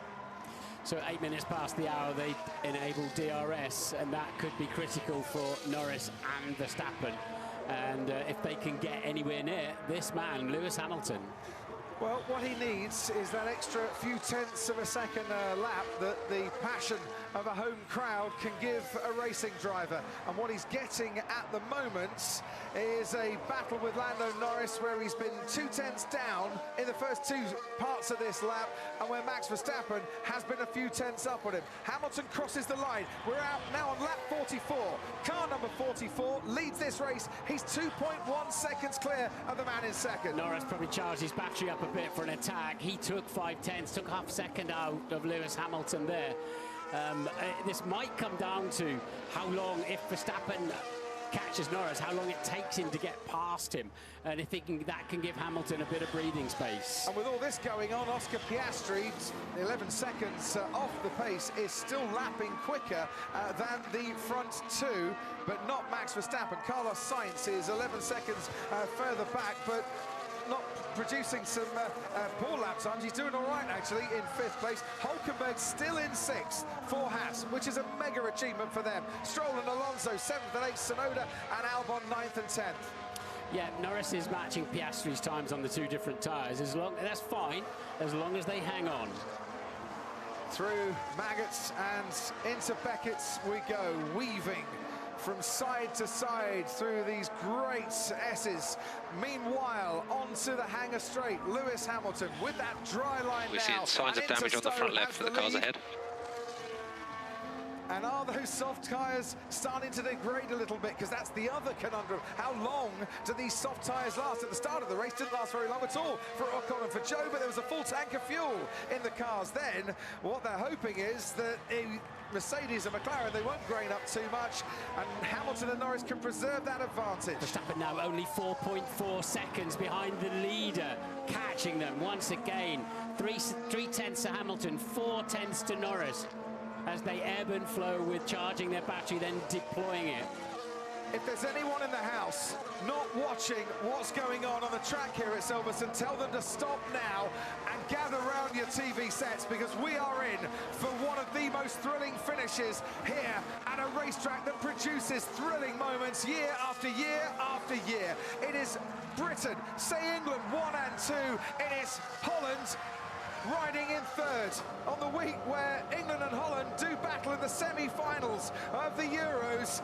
Now we're seeing their greatest drivers do battle on the track for the Golden Trophy at the British Grand Prix. This man trying to get a record 9th Silverstone win, trying to become the oldest racing driver to win in the 21st century, and the first driver ever to win a race once he's passed 300 Grand Prix or more. Hamilton has 2 seconds advantage over Lando Norris. Verstappen half-second quicker than Hamilton in the middle sector alone on this lap. And Verstappen hovering around that 2-second gap too. Lap 45 of 52. Hamilton has driven thousands of laps around this Silverstone circuit. He's tasted victory on so many occasions. He has tasted disappointment too. And he's using all that experience to hold on into the lead. And the gap now, 2.5 seconds. Hamilton was 0.2 quicker than Norris on lap 45.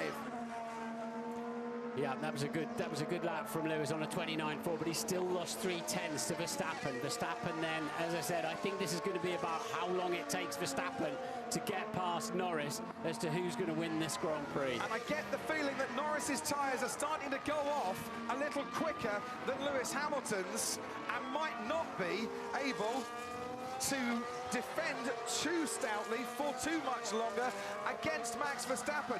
Norris is starting to struggle here. 0.3 Verstappen quicker in the first sector on this lap. Verstappen is gunning for Lando Norris, and he is catching him as Alex Albon moves into 9th place. Started 9th in Monaco and finished 9th. He started 9th here at Silverstone, and he looks like he's going to finish 9th as well. That'll be welcome points for him and Williams. Norris needs to start thinking strategically now about his battery pack to get it ready to defend with, because Verstappen will soon be into DRS zone on him, and then he'll be I think whether Hamilton wins this race or not is down to Lando Norris now, bizarrely.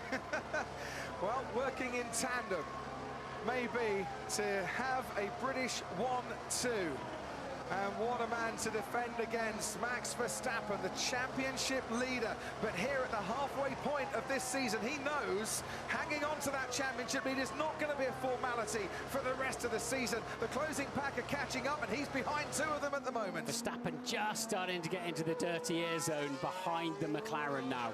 It'll start affecting his high-speed performance, but has he still got a surplus of grip?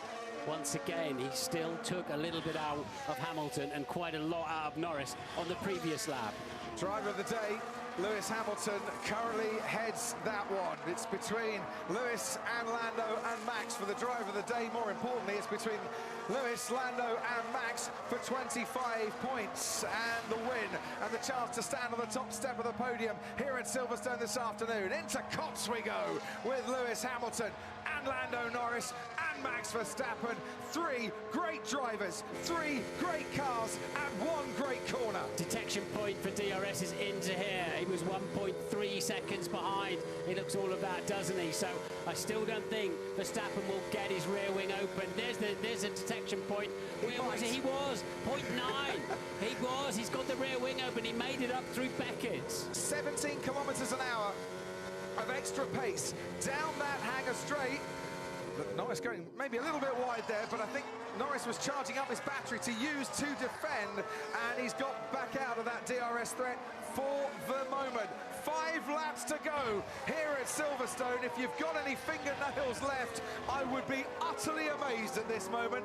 What an ending to this British Grand Prix we're going through here. Less than 4 seconds between the top 3 drivers. Oh, this will give McLaren some pain. Piastri 29.0 on the new mediums. The tyres they should surely have put on Lando Norris's car.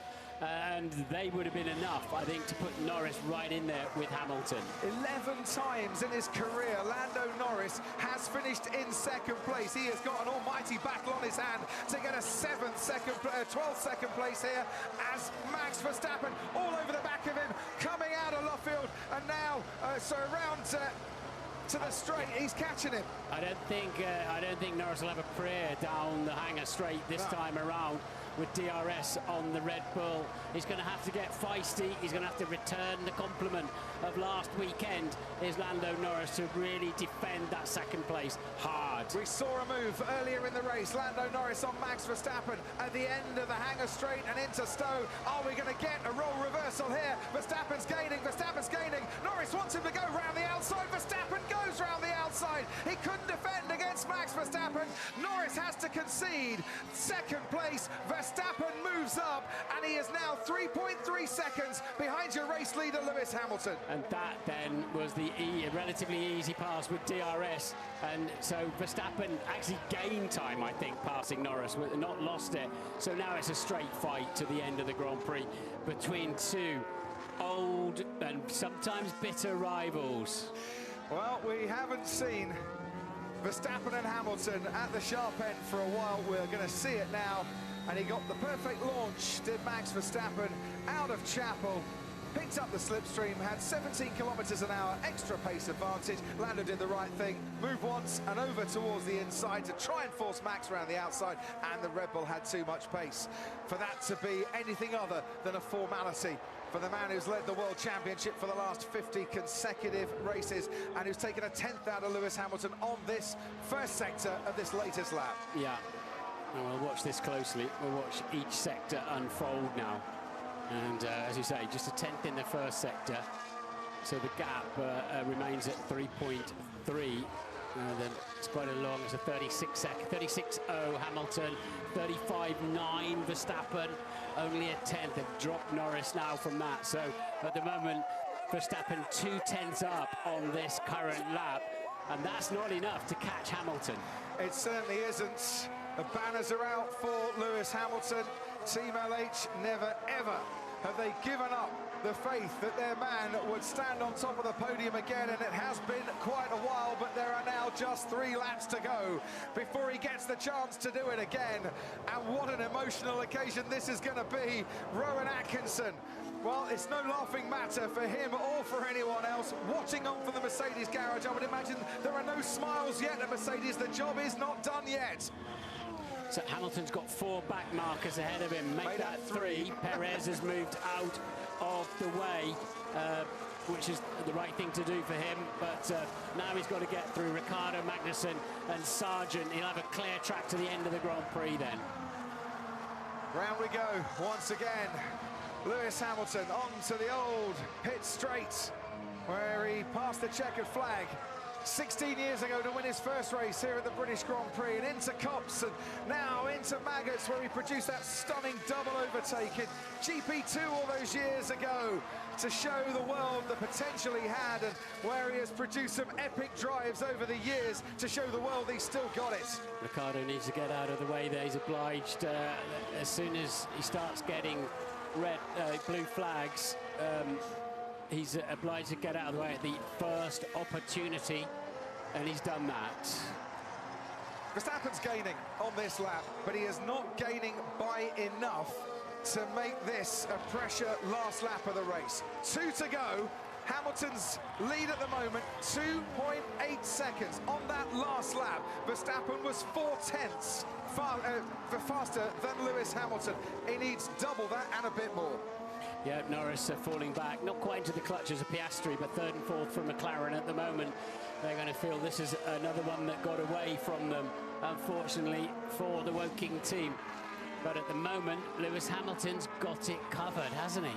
Sainz comes into the pits, I would imagine, for some soft tyres to try and take the fastest lap away from Max Verstappen, who will increase his championship lead at the end of this race, but he's not looking like he's going to win yet. Yeah, Sainz 26 seconds ahead of Hulkenberg, so it's a free pit stop in that respect to try to steal another World Championship point. There's your checkered flag waiver, Sir Brian May. A little bit not keen on talking on the grid, wasn't he? But I hope he's better at waving than talking. But Ted's got news. Just check with Mercedes. I've asked, does Lewis have everything at his disposal? All the strategy modes, turn it up to 11 that he wants? Yes, say Mercedes. He's got the lot. He can do what he wants. They want this so much, and half of it has been the way Lewis has treated these tyres. He's been brilliant bringing these tyres in gently, and he's made them work for him at the end of this stint.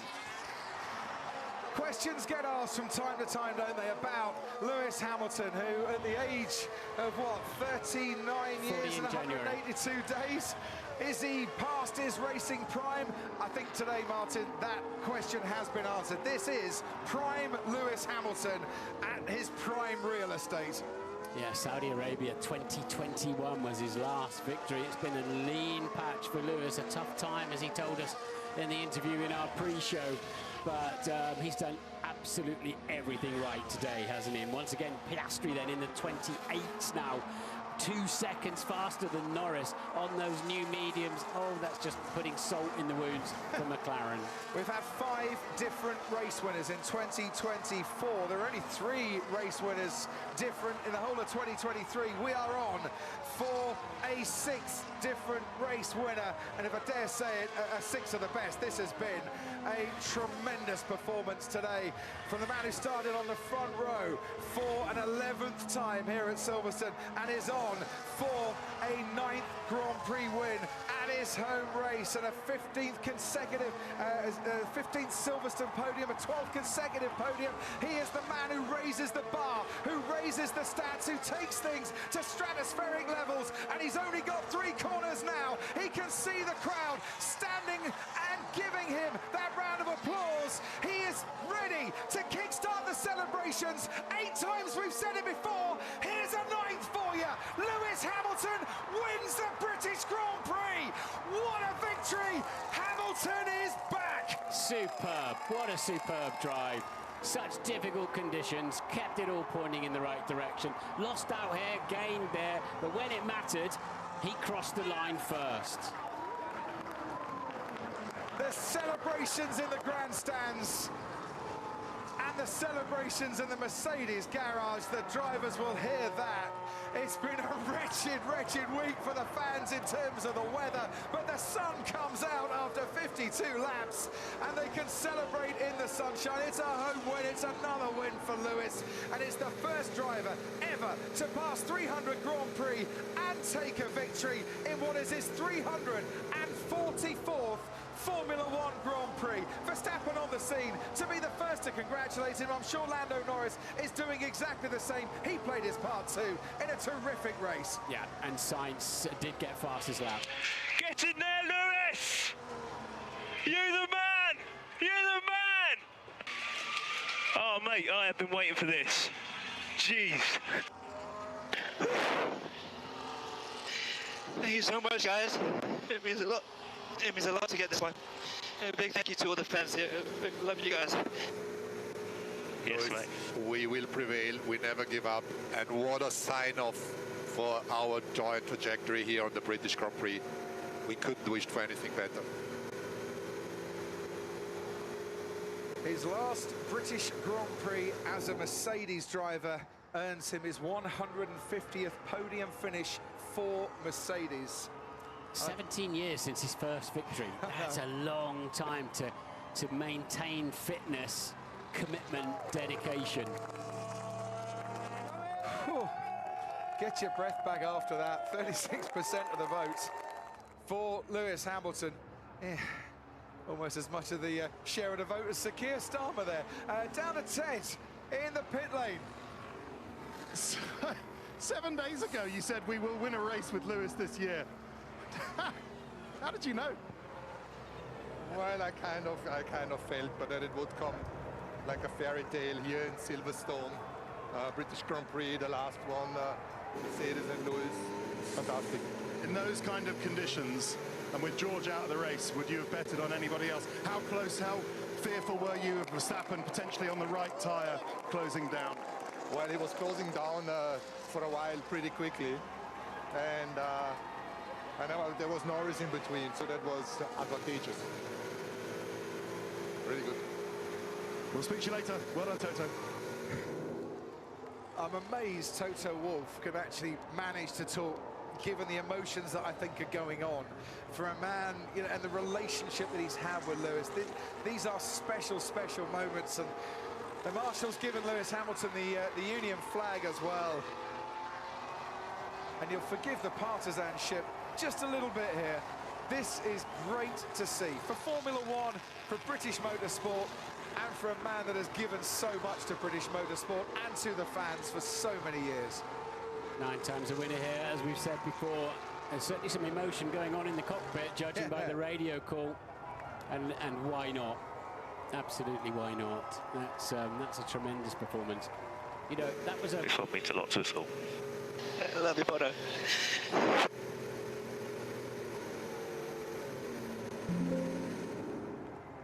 He's crying.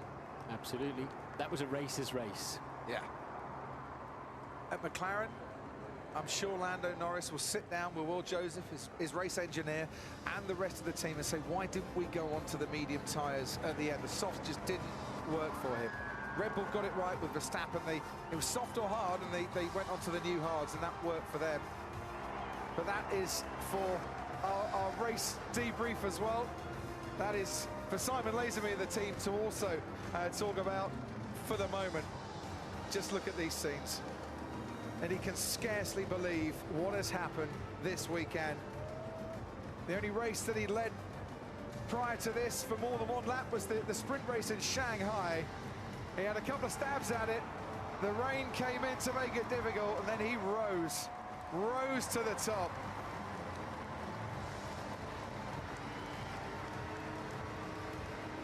There's such clumsy things to get out of. There's so many bits and pieces everywhere.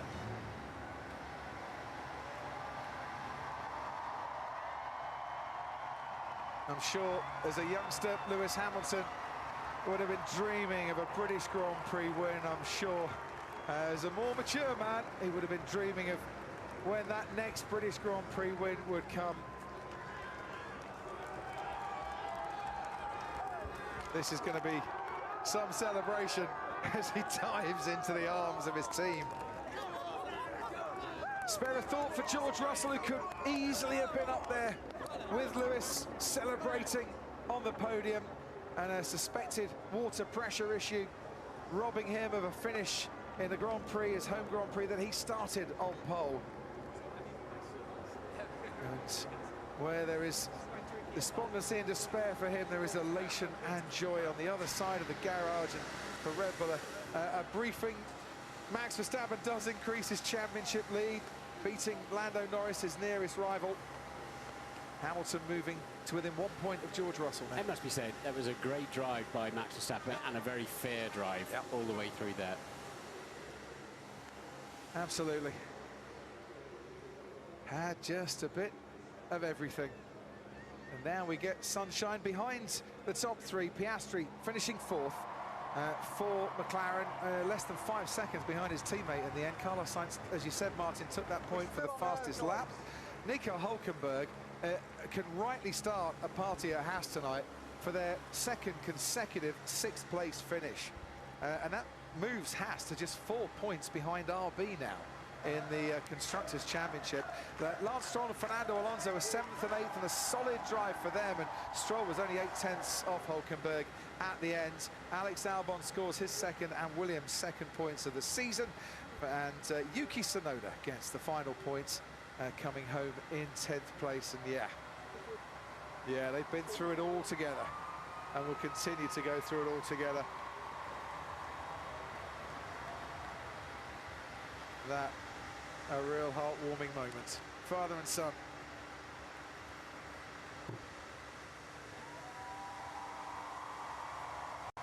You spoke to him in the week, Martin.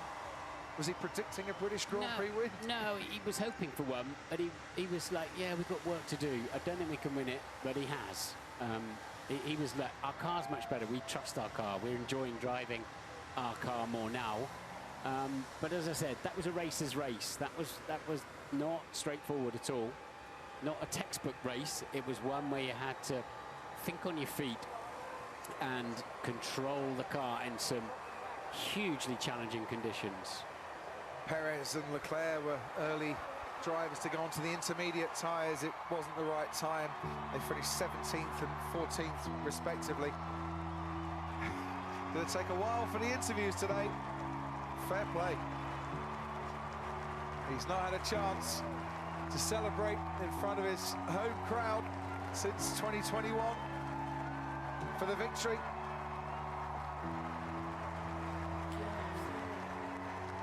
If there's anyone out there fancies allowing Lewis Hamilton a bit of crowd surfing tonight, I think he'd be well up for that.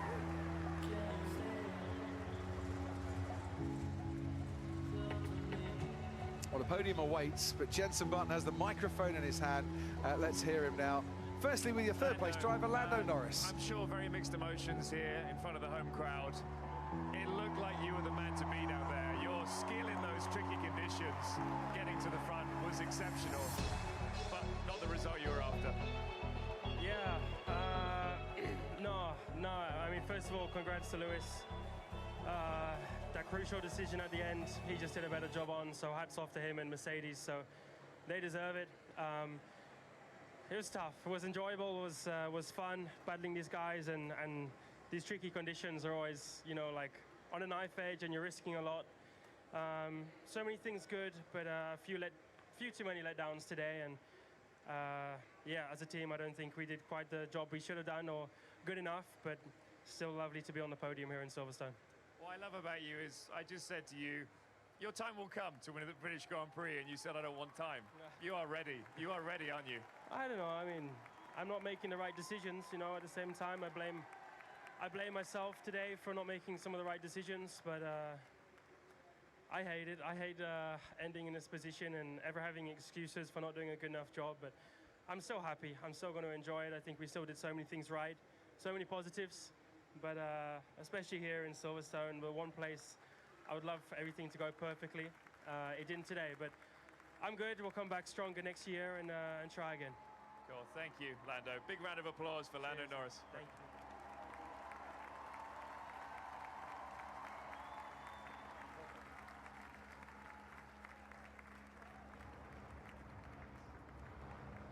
That was a better result than I was expecting, looking at most of the race. Half the race, you were on the back foot. You had two Mercedes, two McLarens pulling away from you, but you were able to pull out a pretty good result in the end.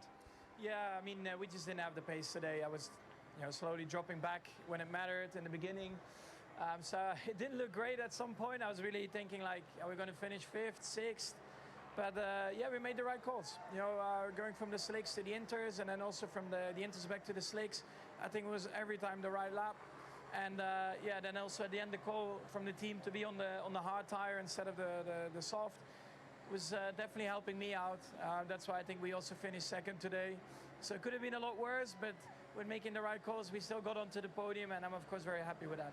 How was it out there? Because it looked extremely difficult. It wasn't either wet or dry for a lot of it. It was that real difficult decision to make, either staying on the slicks or going on the inters. Yeah, when it started to rain for the first time, of course, I was already dropping back. I was struggling for grip, so I didn't want to take too many risks. And I saw the guys ahead of me, they were really going for it. So I just tried to hang in there, not going off the track. And yeah, that was quite tricky. But then at one point it really started to come down, and then it was quite obvious that you had to go to the inter. Then you had to make the tire last as long as you could. And then suddenly also the sun came out, and the track really started to dry up quickly. But still, you feel quite comfortable on the inter. But at one point you just have to gamble, to go to the slick, and luckily it all worked out well. Nice work. Right. Thanks, Thank Max.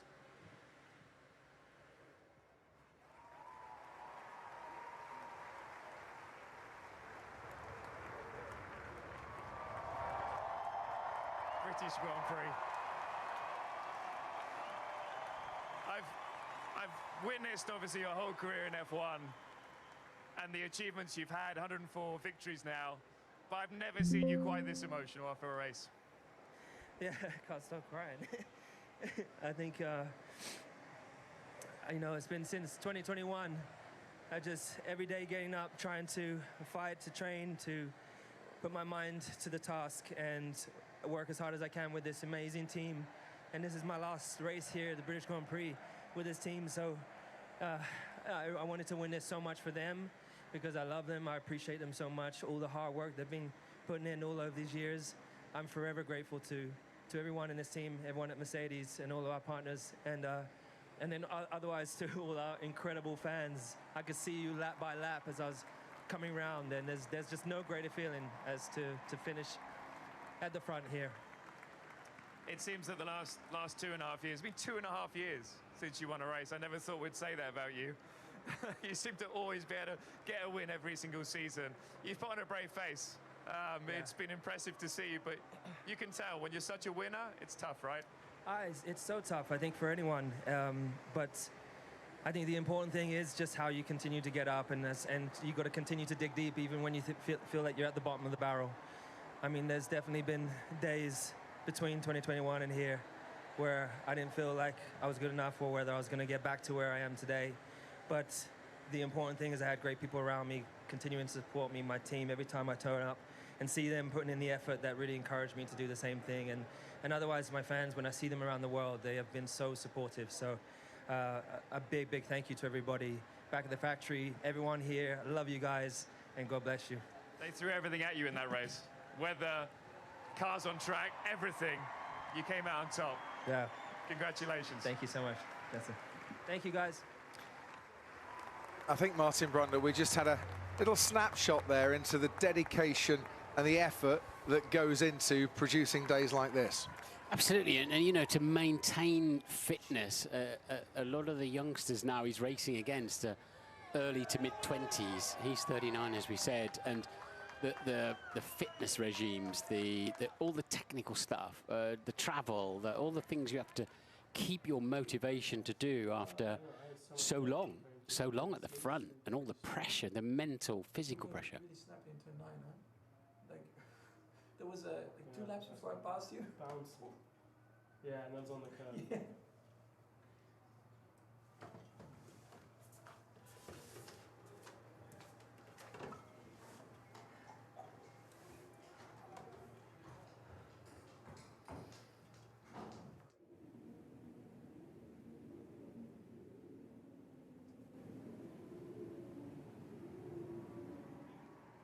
Fast at the end, jeez. I'm just happy.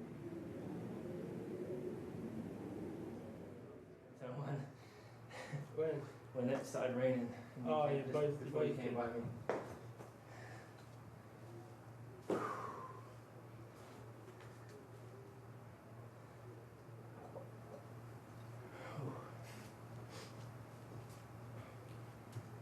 Carlos is fast in those laps, because he was like 5 seconds behind me, I think 6, and then I look in the mirror, he was behind me. I was like, wow.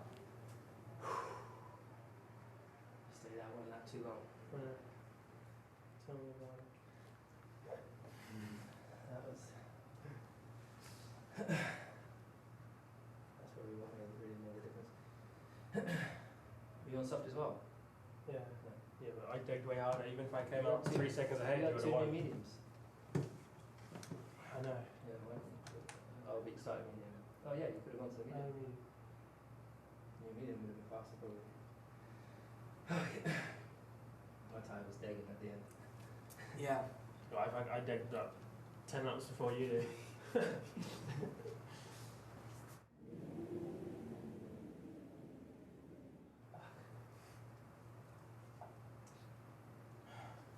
years since I've had one. It's been a while. Yeah. The ball hugger.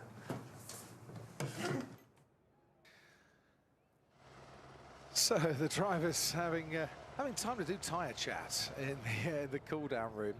Talked about Lewis Hamilton. What about Lando Norris, who's quite clearly, taking responsibility for some of the strategy calls made today? Yeah, well, Lewis is pointing out a couple of them too. You came in a lap too late, and why didn't you run your new mediums you had? Yeah, they know what's going on. That's the incredible thing about the drivers who are the world-class drivers as against the merely very good drivers. There's so much capacity available to them to work out what else is going on, as we see Lewis and Bono. Lovely. Well, who else in what is his last British Grand Prix for the Mercedes team would you want to go out alongside Lewis Hamilton to receive the Constructors' Trophy than Bono, who was crying, I think, just as much as his driver at the end of that, and he probably wasn't the only person amongst the 164,000 here at Silverstone today. A record-breaking British Grand Prix crowd who would have loved the result of qualifying, and I'm sure loved the result of the race as well. Lando Norris and Max Verstappen out into the sunshine, and then arm in arm, the duo from the pit wall. It's Bono, behind the steering wheel it's Lewis, triumphant again at the British Grand Prix.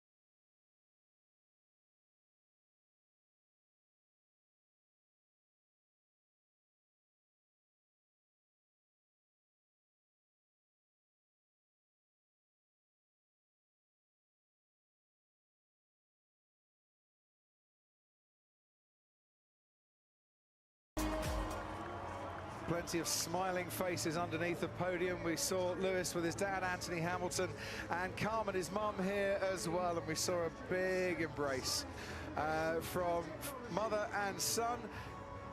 The new Secretary of State presents the gold trophy. And what a trophy that is.